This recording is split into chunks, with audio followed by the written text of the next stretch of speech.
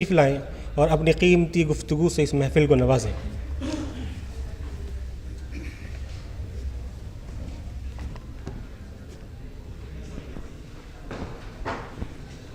الحمد للہ رب العالمین والصلاة والسلام علی رسولہ الامین وعلی آلہ واصحابہ اجمعین الی یوم الدین۔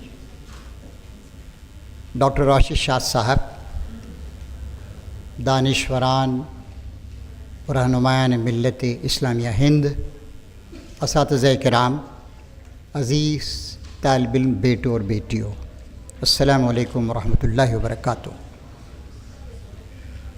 اللہ تعالیٰ کی اس وسیع و عزیز کائنات کا ایک چھوٹا سا حصہ وہ ہے جسے ہم زمین کہتے ہیں، جس پر ہم کو بسایا گیا ہے، جس کی خلافت ہمارے سپرد کی گئی۔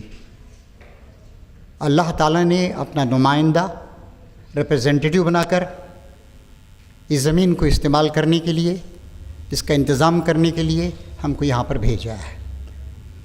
حیات انسانی کا سفر کھرے زمین پر 1,00,000 2 لاکھ سال سے زیادہ کا نہیں ہے، بلکہ جو مرتب تاریخ ہے وہ 10-12 ہزار سال سے زیادہ کی نہیں ہے۔ اللہ تبارک و تعالیٰ نے انسانوں کی رہنمائی کے لیے انسان کو اس کے مقصد وجود سے واقف کرانے اور واقف رکھنے کے لیے انبیاء کرام کا ایک طویل سلسلہ شروع کیا۔ اس کا اختتام اس وقت ہوا جب انسانیت اپنے دور بلوغ میں داخل ہوئی، آج سے تقریباً 1450 سال پہلے، جب کہ اللہ تبارک و تعالیٰ نے سیدنا محمد صلی اللہ علیہ وسلم کو وما ارسلناک الا کافۃ للناس بشیرا و نذیرا بنا کر بھیجا۔ نبی کریم صلی اللہ علیہ وسلم نے اس تمام غلط پرانی چیزوں کو دنیا سے ہٹایا اور ایک نیا نظام فکر و عمل دنیا کے سامنے پیش کیا اور فرما دیا کہ ان الدین عند اللہ الاسلام، یہ بھی بتا دیا کہ اب دین مکمل ہو چکا ہے۔ پھر نبی کریم صلی اللہ علیہ وسلم نے اپنی حکمت بالغہ سے کام لیتے ہوئے 23 سال کے مختصر عرصے میں جو زبردست انقلاب برپا کیا اور دنیا کو ایک نیا نظام دیا۔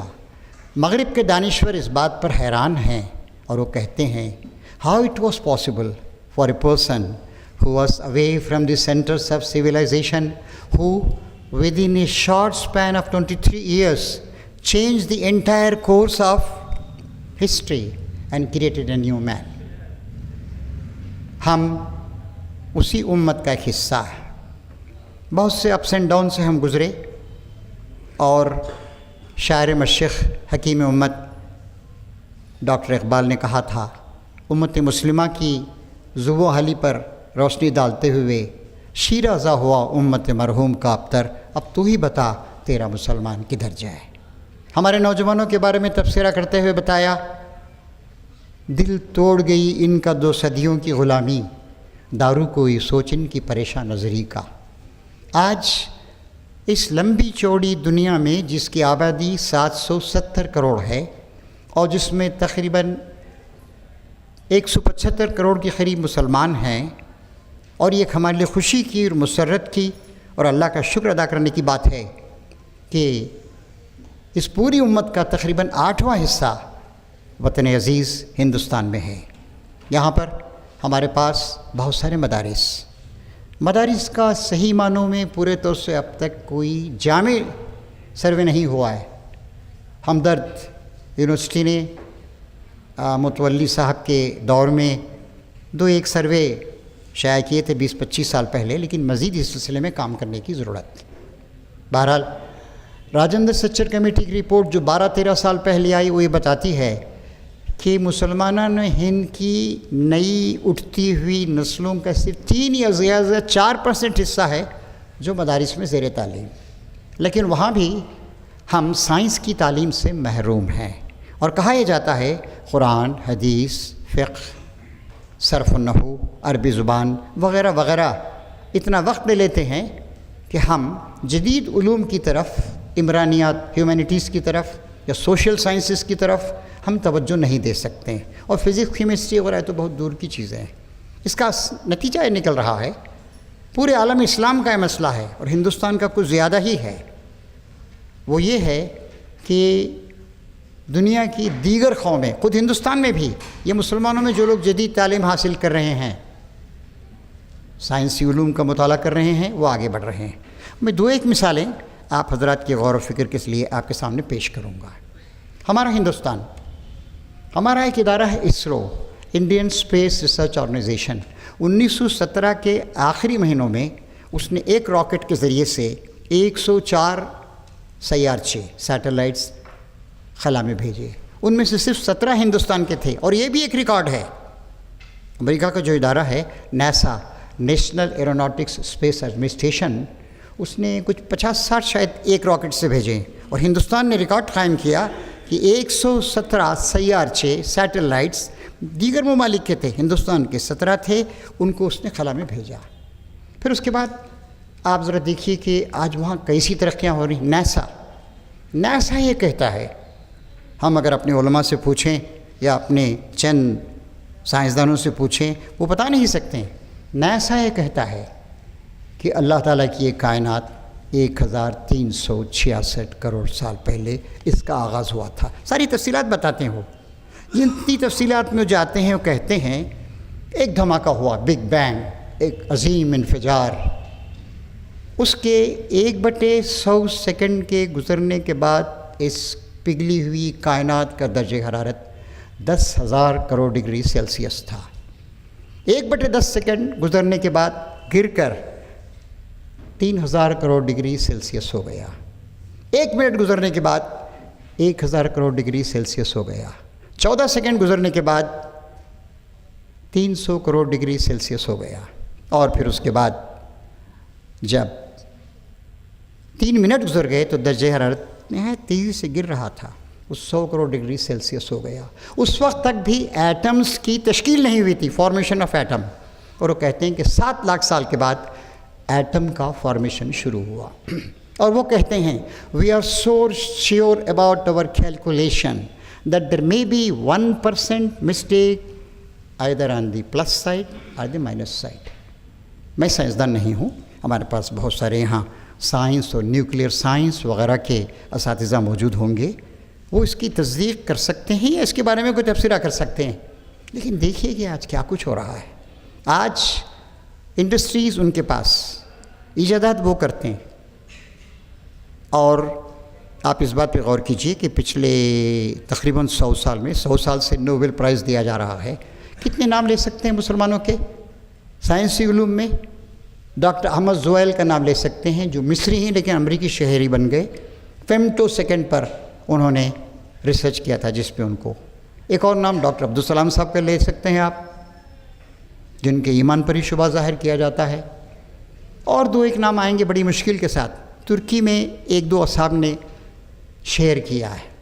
تو اس طریقے سے ان سارے کے سارے میدانوں میں بہت زیادہ پیچھے ہیں۔ اب ہمارے سامنے جو سوال ہے وہ محدود سوال ہے۔ ہندوستان میں جو 1-2 لاکھ مدارس پائے جاتے ہیں، علماء کرام کی ذمہ داری ہے، دارالعلوم دیوبند، ندوالعلماء، ایسے بڑے بڑے جو ادارے ہیں ان سب کی ذمہ داری ہے کہ بتائیں کہ کتنے مدارس ہیں، ان کی کیٹیگریز کیا ہیں۔ ہمارا حال تو یہ ہے کہ چھوٹا سا مدرسہ قائم ہوتا ہے، مکتب، ہم اس کا نام جامعہ رکھ دیتے ہیں۔ سید شہاب الدین صاحب نے اس بات پہ توجہ دلائی تھی کہ کچھ مکتب ہوتے ہیں، کچھ مدرسے ہوتے ہیں، کچھ اعلیٰ تعلیم کے مدارس ہوتے ہیں، کچھ جامعات ہوتے ہیں، اسلامی جامعات ہوتی ہیں۔ تو یہ ہماری ذمہ داری ہے کہ ہم سوچیں کہ ان مدارس میں ان علوم کے ساتھ ساتھ قرآن، حدیث، سیرت وغیرہ وغیرہ جو بنیادی علوم ہیں، جو انسان کو اس کے مقصود وجود سے آگاہ کرتے ہیں، جدید دنیا کے ساتھ ایک ربط پیدا کرنے کے لیے۔ اور دنیا جو دوسروں کے قبضے میں چلی گئی، اقبال کی بات یاد دلاؤں، دنیا ہے فقط مومن جانباز کی میراث۔ آج یہ میراث ہم سے چھین لی گئی۔ آج فضاؤں پر، خلا پر، انڈسٹریز پر، سائنس پر، علوم پر دوسروں کا قبضہ ہے۔ تو اس کا آغاز ہونا چاہیے۔ دیگر ملکوں میں بھی اس پر کام ہو رہا ہے۔ میں ایک کوٹیشن آپ حضرات کی خدمت میں پیش کرنا چاہوں گا۔ یہ ڈاکٹر محمود احمد غازی صاحب 60-62 سال کی عمر میں ہی اللہ تعالیٰ نے واپس بلا لیا۔ بہت عظیم کام انجام دیا انہوں نے، معاشیات کے میدان میں، سیاسیات کے میدان میں، قرآنیات کے میدان میں اور سیرت وغیرہ کے میدان میں۔ وہ کہتے ہیں ایک اچھا نصاب تعلیم طالب علم کو نہ صرف تحقیق اور جستجو کا خوگر بنا دیتا ہے بلکہ اس میں نئے علم کے انکشاف کی امنگ بھی پیدا کر دیتا ہے۔ اس پہلو سے دیکھا جائے تو آج ہمارا دینی نظام تعلیم بانجھ محسوس ہوتا ہے۔ تحقیق و جستجو کا ذوق نہ عصری جامعات کے فضلاء میں نظر آتا ہے اور نہ دینی مدارس کے فارغ التحصیل حضرات میں۔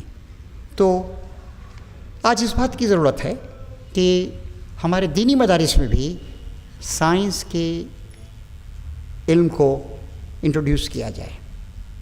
یہ کائنات کیا ہے، اس کا آغاز کیسے ہوا، کہکشانیں کتنی ہی کیسی ہیں، جس کہکشاں کا حصہ ہمارا سولر سسٹم نظام شمسی ہے وہ کتنی لمبی چوڑی، سائنسدان بتاتے ہیں ماہرین فلکیات کہ اس کی لمبائی 100 کروڑ یا 100 بلین نوری سال لگیں گے اس کو طے کرنے میں، اور وہ بتاتے ہیں کہ اس میں کتنے سولر سسٹم پائے جاتے ہیں۔ تو کہکشانیں کیسی ہیں، نظام شمسی کیسا ہے، اور پھر اس کے بعد ہماری زمین کیسی ہے، ہمارے پہاڑ کیسے ہیں، ہمارے سمندر کیسے ہیں، ہمارا موسموں کا نظام کیسا ہے، پھر اس کے بعد انسان کی تخلیق کا آغاز کب ہوا، انسان کا ارتقاء کیسے ہوا، انسان کی تاریخ، قدیم زمانے کی تاریخ اور جدید تاریخ کیا ہے، مغرب میں کون کون سے نئے افکار آئے، چین کا کیا کنٹریبیوشن ہے، جاپان نے کیا دیا ہے، انڈسٹریل ایج جو 250 سال پہلے شروع ہوا اس کی وجہ سے کیا کیا چیزیں پیدا ہوئیں، کون کون سے معاشی مسائل، سیاسی مسائل اور سماجی مسائل پیدا ہوئے اور نفسیاتی الجھنیں پیدا ہوئیں، ان ساری کی ساری چیزوں سے، اور جدید افکار نے ہی دنیا کو ایک نیا رخ دیا ہے، اور ہم نے اسلام کو بس مسجد کا، نماز کا اور ذکر و اذکار کا ہم نے دین بنا دیا ہے۔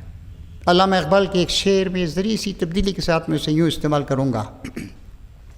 علامہ اقبال کہتے ہیں اس میں تضمین کے ساتھ، ہو وسعت افلاک میں تکبیر مسلسل اور خاک کی آغوش میں تسبیح و مناجات۔ علامہ اقبال نے 1936 میں جو طویل نظم لکھی تھی ابلیس کی مجلس شورا، اس میں ابلیس کہتا ہے اسی میں خیریت ہے کہ مومن رہے تا ابد تک غلام، چھوڑ کے اوروں کی خاطر یہ جہان بے ثبات۔ اس تصور کو ہمیں بدلنا ہوگا، اور دنیا ہے فقط مومن جاںباز کی میراث، اس تصور کو پھر سے اپنے سامنے لانا ہوگا۔ اس کے لیے ضروری ہے کہ سائنس دامن خیال یار کی طرح جس کا دامن چھوٹ گیا ہے، پھر اس سائنس کو ہم، اور ہمارا جو کنٹریبیوشن رہا ہے 7ویں صدی سے نبی کریم صلی اللہ علیہ وسلم کے زمانے سے لے کر 12ویں صدی تک ہم امام رہے ہیں، لیکن اس کے بعد آہستہ آہستہ ہم چھوٹی چھوٹی بحثوں کا شکار ہو گئے، مسلکی اختلافات کا شکار ہو گئے،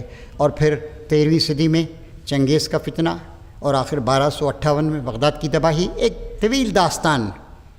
اب ہمیں ایک نئے عزم کے ساتھ ایک بہت بڑا کام انجام دینا ہے۔ ہمارے علماء کرام کو جو قرآن و حدیث کا علم رکھتے ہیں انہیں رہنمائی کرنی ہے، اور اس سلسلے میں بات بہت اہم ہے کہ ہمارے مدارس وہ جیسے کچھ بھی ہیں انہیں اپ گریڈ کیا جائے، اور وہاں عمرانیات، سوشل سائنسز، بشریات، ہیومینٹیز، اور ایک حد تک جنرل نالج کی حد تک فزکس، کیمسٹری وغیرہ وغیرہ کی تعلیم بھی دی جائے۔ اللہ کرے یہ ایک بہت ہی مبارک چیز ہے جس کا آج یہاں آغاز کیا جا رہا ہے، اور یہ کنسلٹیشن ذرا شرح و بسط کے ساتھ ہونا چاہیے، اور ہمیں ایک لائحہ عمل تیار کرنا چاہیے۔ اللہ تعالی ہماری مدد فرمائے۔ وآخر دعوانا